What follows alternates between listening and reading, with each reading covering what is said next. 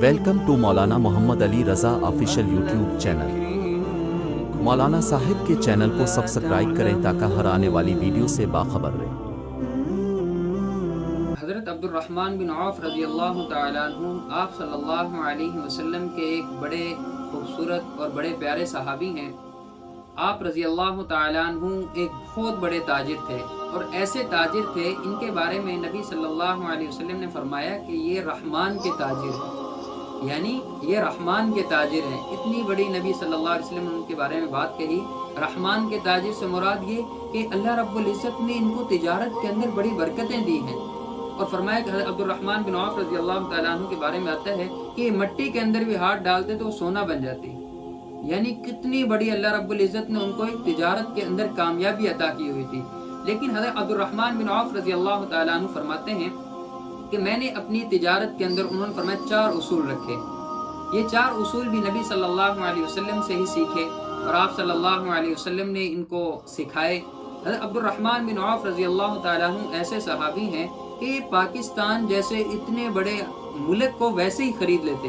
اللہ رب العزت نے اتنا مال دیا تھا ان کو، اور ان کی تجارت کے اندر اللہ رب العزت نے بڑی برکتیں رکھی تھی۔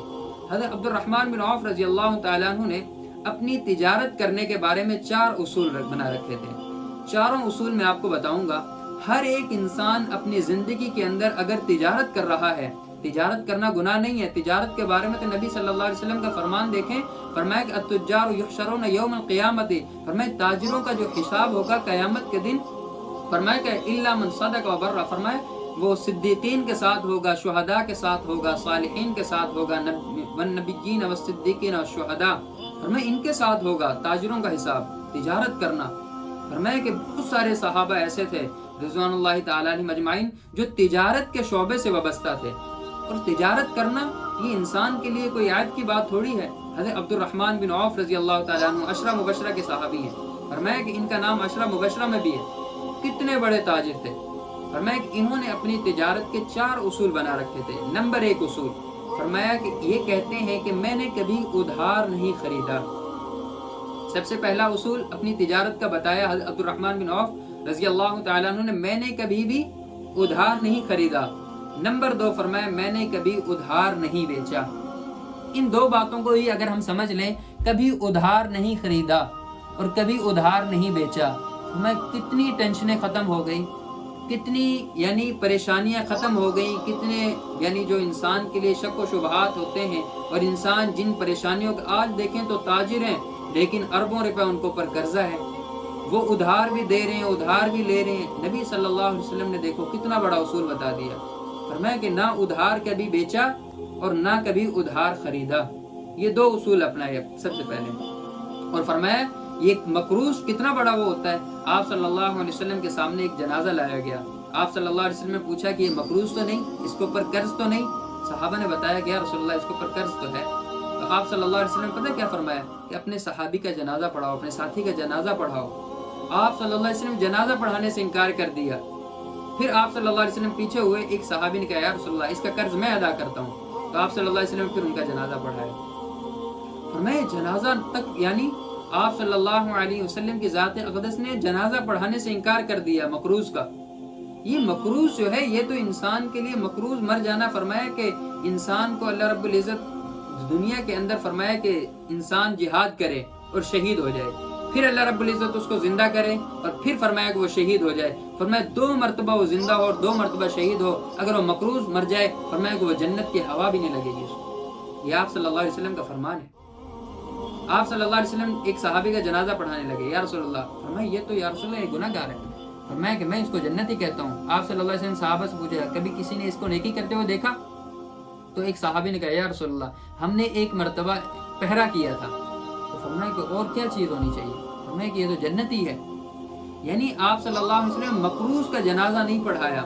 یعنی مقروض کے بارے میں کتنی سخت وعیدیں ہیں۔ آج ہمارے ہاں پیسے لے لیتے ہیں انسان، اور انسان بھول جاتا ہے قرض لے کر، یہ بہت بری عادت ہے انسان کی۔ فرمایا کہ شہید کے سارے گناہوں کو اللہ رب العزت معاف کر دیتے ہیں، لیکن مقروض انسان کا فرمایا کہ اس کے قرض کو معاف نہیں کیا جاتا۔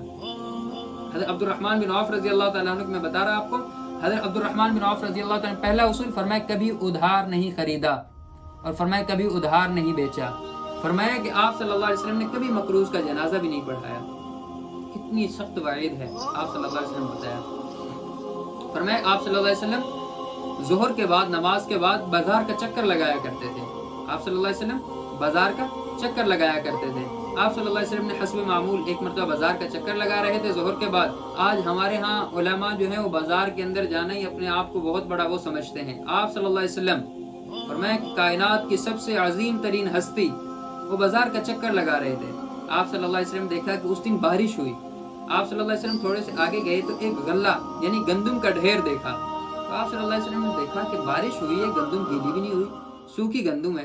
آپ صلی اللہ علیہ وسلم نے ان سے پوچھا کہ آپ کی گندم سوکھی ہے, گیلی نہیں ہوئی بارش کی وجہ سے؟ انہوں نے کہا یا رسول اللہ, میں نے اپنی گندم گیلی تو ہوئی ہے لیکن جو نیچے سوکھی تھی اس کو اوپر کر دیا تاکہ کسی کو پتہ نہ چلے, اور فرمایا گیلی اندر کر دی. اس وقت نبی صلی اللہ علیہ وسلم نے ایک بڑا خوبصورت جملہ ارشاد فرمایا. حدیث مبارکہ ہے, آپ صلی اللہ علیہ وسلم فرمایا من غش فلیس منا.